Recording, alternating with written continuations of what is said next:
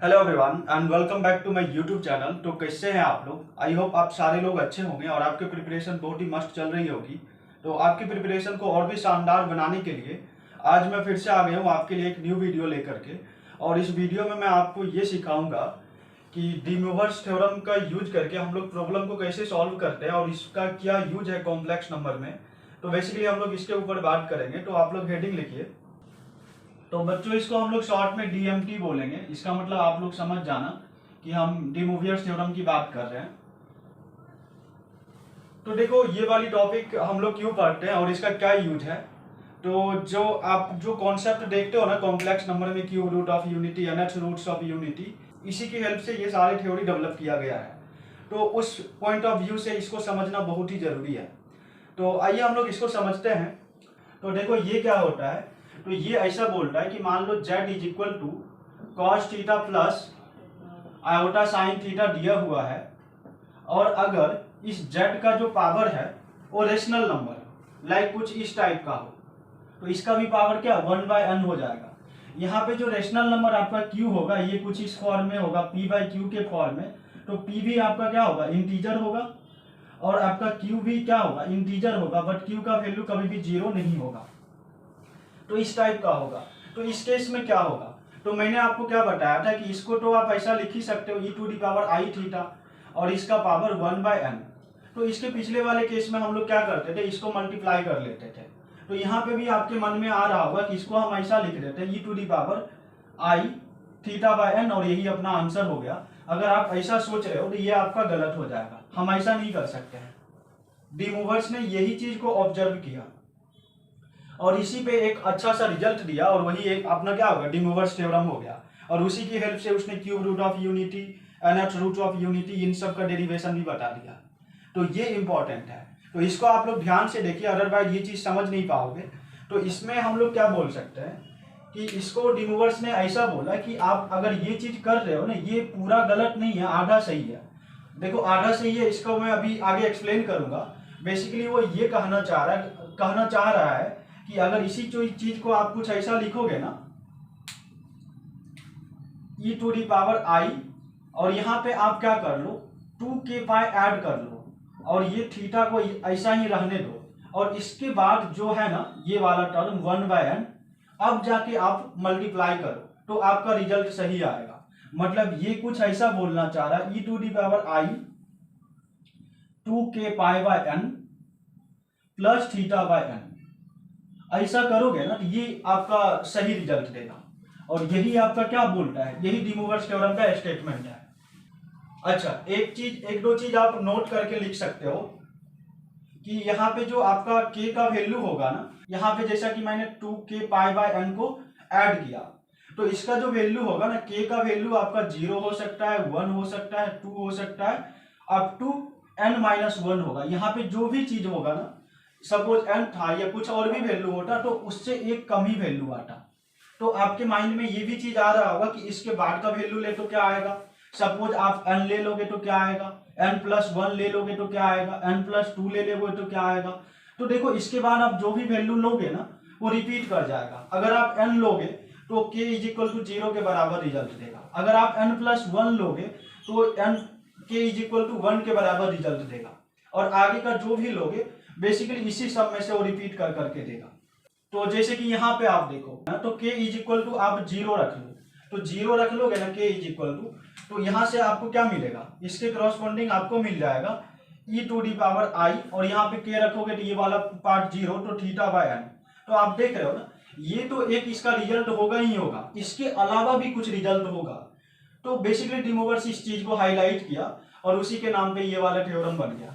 I hope सबको ये चीज की मतलब अच्छे से क्लियर हो रहा होगा।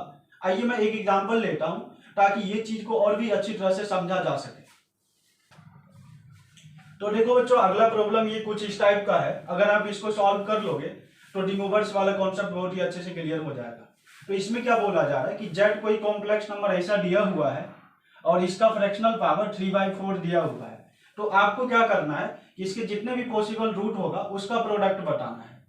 तो देखो मैंने अभी आपको क्या सिखाया, इसका पावर जो भी हो उसका एक रूट तो होगा ही होगा, उसके अलावा और भी उसके कुछ रूट्स होंगे। तो इस स्टेटमेंट का मतलब क्या हुआ अभी आपको क्लियर हो जाएगा। तो देखो बच्चों, यहां से मैं z इज इक्वल टू क्या लिख सकता हूं, e to the power i pi by 3 और इसके पावर 3/4। तो डिमोवर्स क्या बोलता है कि जो भी आपका ये एंगल आ रहा है इसमें क्या कर लो 2k पाई, मतलब 2k पाई ऐड कर दो।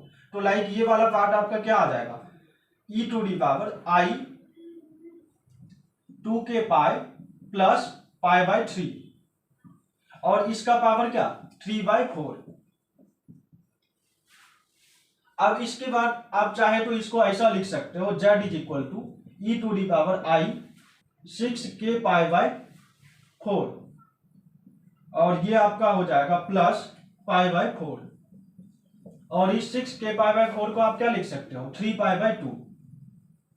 तो ये आपका कुछ ऐसा आ जाएगा और इसको जब आप कुछ ऐसा सब्स्टिट्यूट करोगे like k is equal to क्या रखोगे आप 0 रखोगे, k इज इक्वल टू 1 भी आप रख सकते हो, k इज इक्वल टू 2 भी रख सकते हो, k इज इक्वल टू 3 भी रख सकते हो। और मैंने स्टार्टिंग में क्या बताया कि यहाँ पे जो भी n होगा उससे एक कम वैल्यू तक रखना है। तो n क्या है 4 है, तो हम k इज इक्वल टू 3 तक ही जा सकते हैं। तो देखो पहला रूट क्या होगा, k इज इक्वल टू 0 पे z1 जो आपका हो जाएगा ये हो जाएगा e टू दी पावर, यहाँ पे k की वैल्यू 0 रखोगे तो i पाई बाई 4। और मैंने क्या बताया था कि एक रूट ये तो होगा ही होगा, इसके अलावा और भी रूट होगा। तो जैसे आप इससे मल्टीप्लाई करते तो आपको क्या मिलता cos pi by 4 plus iota sine pi by 4, क्योंकि 3 पाई बाई 4 से मल्टीप्लाई होता तो 3 कैंसिल हो जाता। तो आप देख रहे हो k इज इक्वल टू जब 0 रख रहे हो तो एक रूट आपको ऐसा मिल रहा है।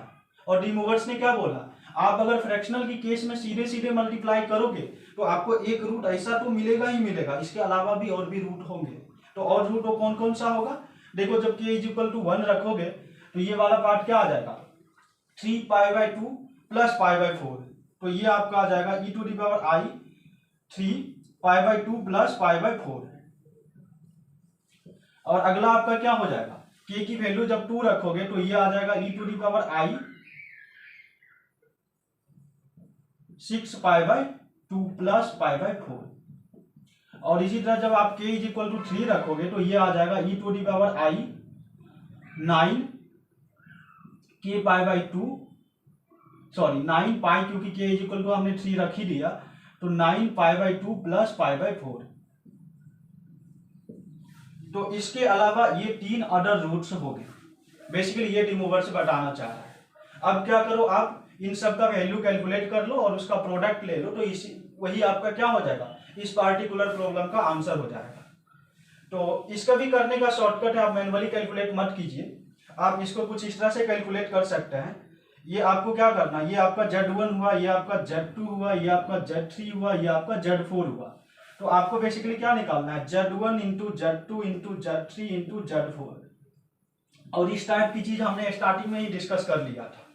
तो देखो यहां से आप क्या बोल सकते हो, e to the power i pi by 4 into e to the power, इसको मल्टीप्लाई करोगे ना तो ये आपका आ जाएगा 3 पाई बाई 4 आयोटा के साथ। और अगला जो आएगा e to the power i 5 pi by 4 और इसके अगला जो होगा ये आ जाएगा e to the power i 7 pi by 4।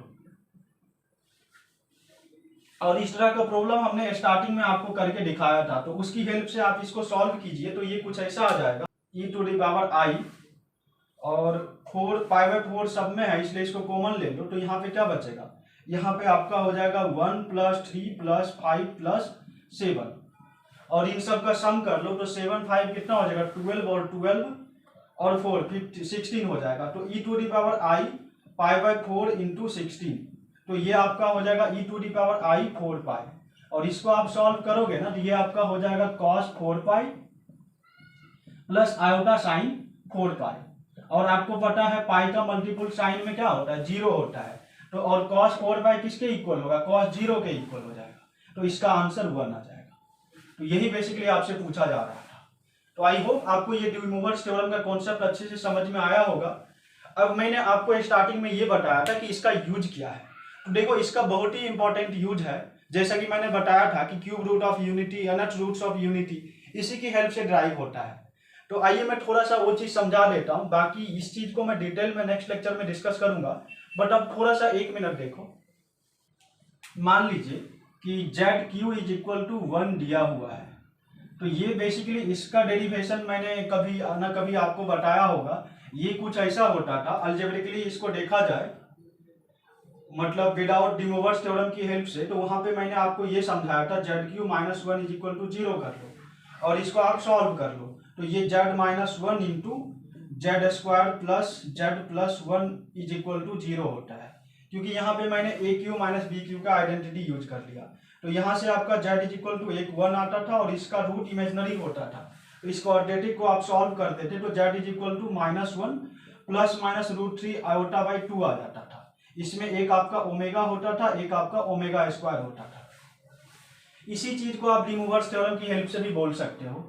यहाँ पे हम लोग कुछ ऐसा बोलेंगे कि अपने पास क्या दिया हुआ है, जेड इज इक्वल टू ऐसा दिया हुआ है 1 का पावर 1/3, और मैं 1 को क्या लिख सकता हूँ, 1 को हम लोग ऐसा लिख सकते हैं ना, z is equal to cos 0 plus iota sine 0, और इसका पावर क्या 1/3। और यहां से आप क्या बोल सकते हो, z is equal to e to the power i 0 और इसका पावर 1/3।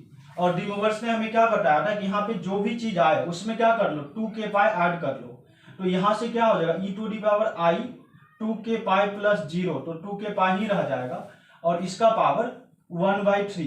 तो इसको आगे सॉल्व करोगे तो ये क्या आ जाएगा e to the power i 2k pi by 3।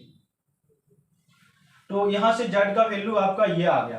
तो जब आप z k is equal to 0 रखोगे ना, तो e टू दी पावर 0 आ जाएगा, तो z1 क्या आ जाएगा आपका एक 1 आएगा, जो कि यहाँ भी आपका आ रहा था।